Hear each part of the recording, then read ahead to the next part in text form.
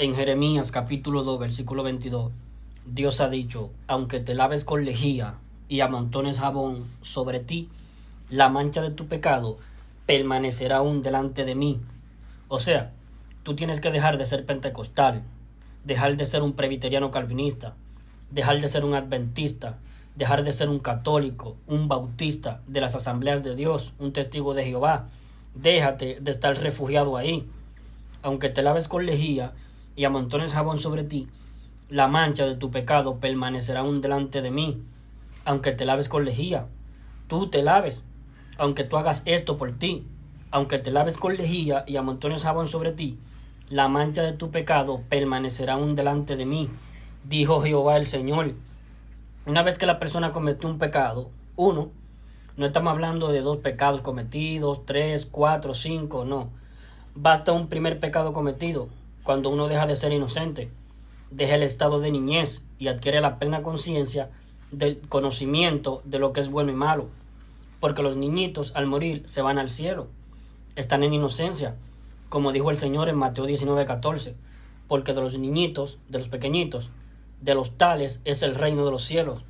Ellos todavía no han cometido algún acto que Dios se los sentencie con la muerte, porque están en desconocimiento de lo que es bueno y malo a plenitud, están en inocencia.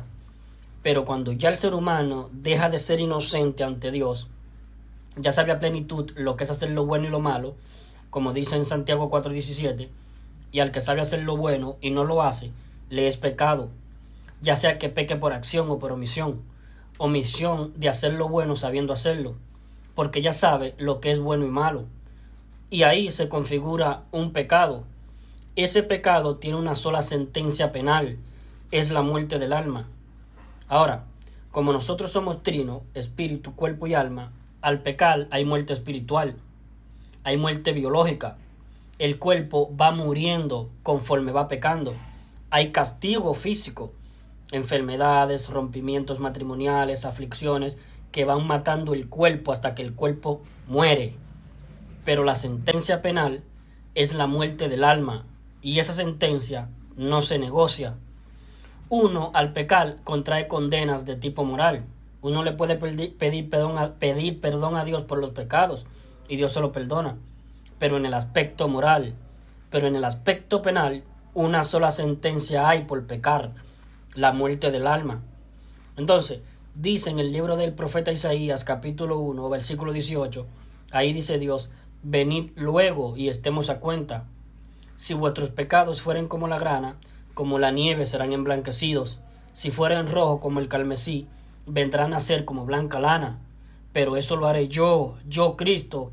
Venid luego, dice Jehová, y estemos a cuenta. Si vuestros pecados fueren como la grana, como la nieve serán emblanquecidos. Si fueren rojos como el carmesí, vendrán a ser como blanca lana. Si vuestros pecados fueren como la grana, como la nieve serán emblanquecidos.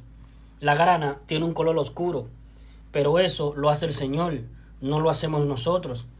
Entonces, lo que intenta hacer el ser humano a través de la religión es purificarse a sí mismo, cubrir la condición en la que se encuentra ante Dios, judicialmente su alma sentenciada a la muerte, cubrirla artificialmente con hojas de higuera, con religión, mantenerse siendo un negacionista de la realidad que le embarga a la persona.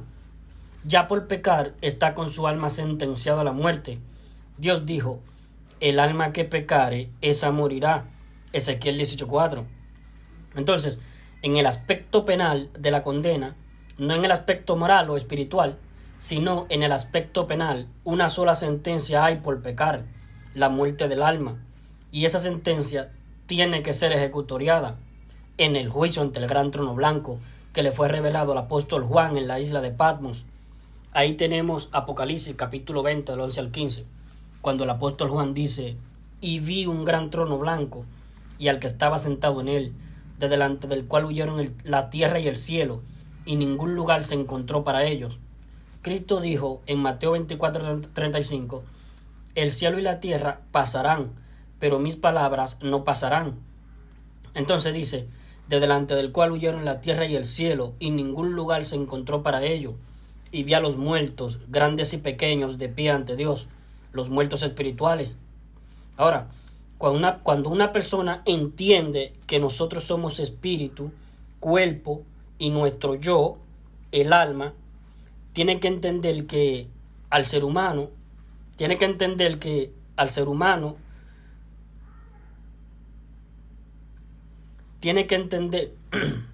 ahora, cuando una persona entiende que nosotros somos espíritu, cuerpo y nuestro yo, el alma, tiene que entender que al nosotros...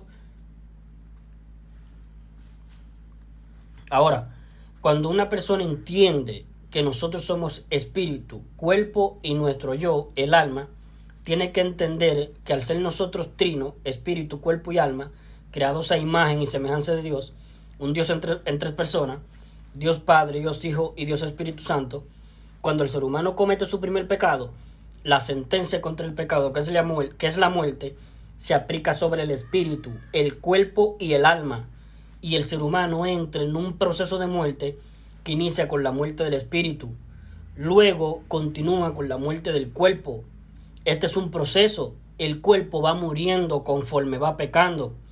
Si un ser humano pudiera frenar el estar pecando, llegar a un punto en su vida en que de ahí en adelante no peque más, no pecara nunca más, no moriría físicamente, quedaría a la edad que tiene al dejar de pecar.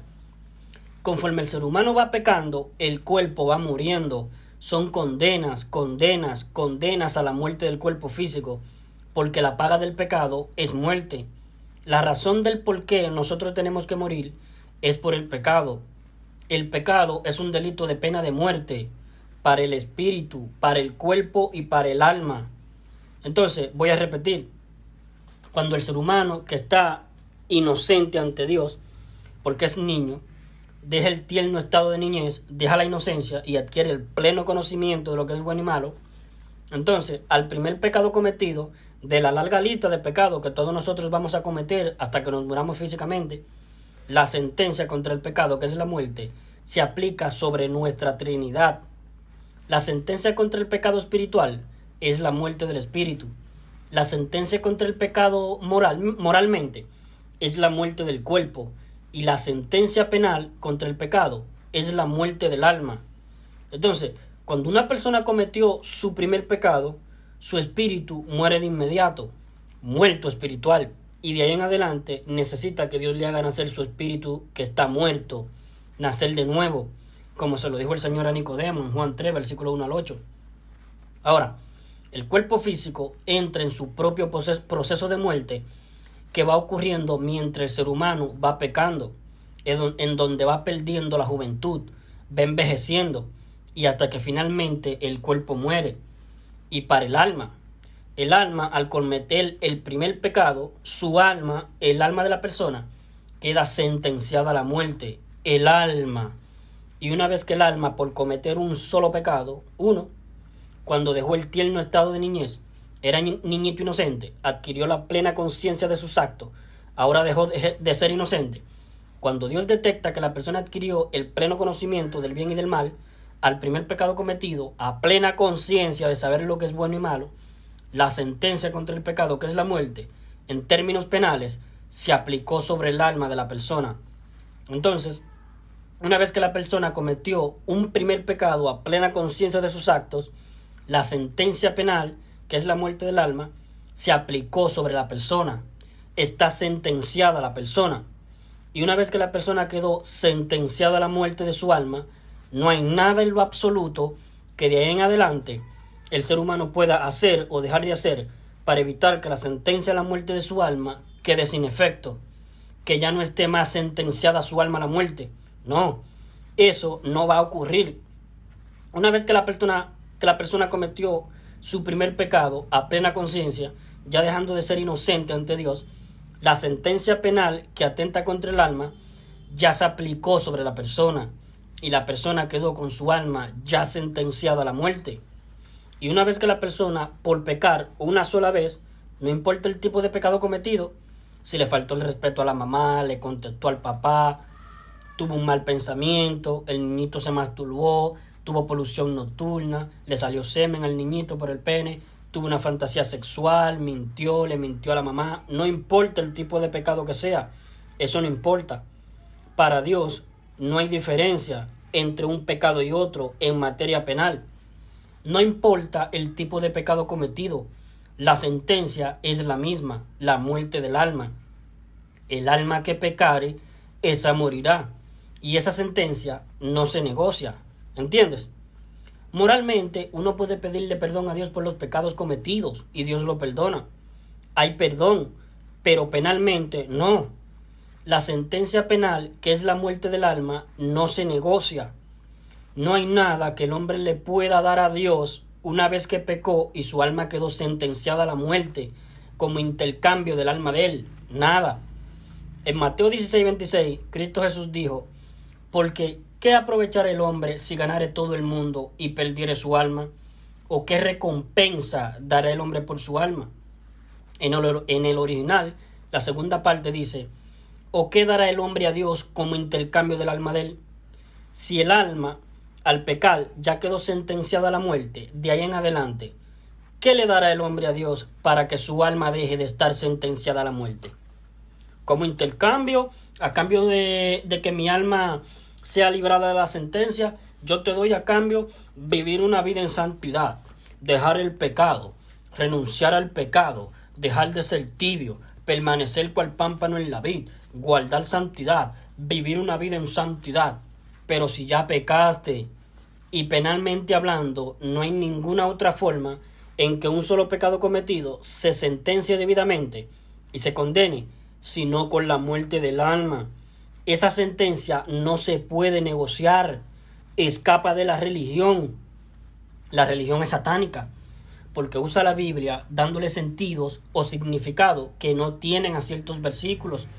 O sea, una persona que no se ha arrepentido para salvación, que no ha cambiado su parecer respecto de cómo él se encuentra ante Dios, producto de haber pecado, con su alma sentenciada a la muerte, no se quiere ver así, no se arrepiente, está dependiendo de hacer algo más, cumpliendo con requisitos extras, algo que él tiene que hacer aparte de lo que Cristo hizo en la cruz.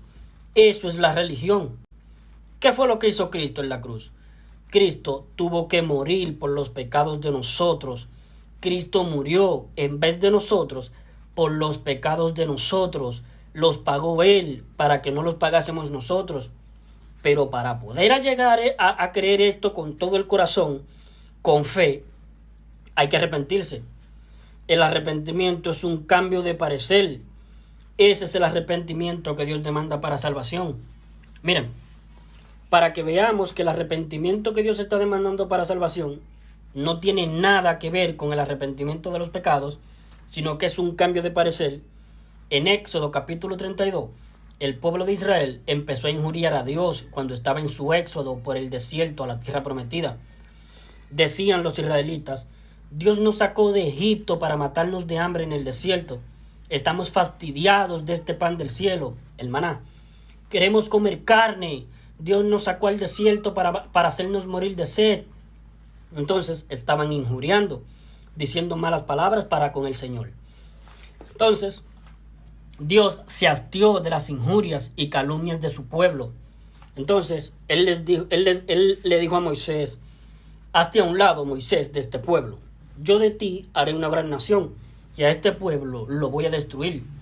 Entonces Moisés intervino en favor del pueblo, intercedió, fue un intermediario entre el pueblo de Israel y Dios. Entonces Moisés dijo: arrepiéntete, Señor, de este mal que has determinado hacer sobre tu pueblo, porque ¿qué dirán los egipcios de ti, Señor? Que tú no pudiste cumplirle, no le cumpliste las promesas que le hiciste a sus patriarcas, Abraham, Isaac y Jacob. Entonces aquí tenemos a Moisés tomándole en cuenta al Señor sus propias promesas. O sea, un hombre que conocía la palabra de Dios. Entonces Dios desistió, se arrepintió Dios del mal que había determinado hacer contra su propio pueblo. Entonces aquí tenemos el arrepentimiento, es un cambio de parecer. En la religión, en todo tipo de religiones, sus exponentes, todas estas personas que son pastores, teólogos, escatólogos, que se ponen en un púlpito a hablar y predicar y enseñan la Biblia, Ellos predican, enseñan un arrepentimiento diferente al verdadero, al que Dios está demandando para salvación. ¿Cuál es el tipo de arrepentimiento que nosotros le oímos a la gente evangélica o católica, pero preponderantemente evangélica? Querido amigo, para que tú seas salvo, arrepiéntate de tus pecados. Eso no es cierto. Eso no es verdad. Cuando nosotros pecamos, siempre tenemos que arrepentirnos de nuestros pecados. Es obvio. Pero el arrepentimiento de los pecados no es bíblico. Eso lo inventaron las religiones.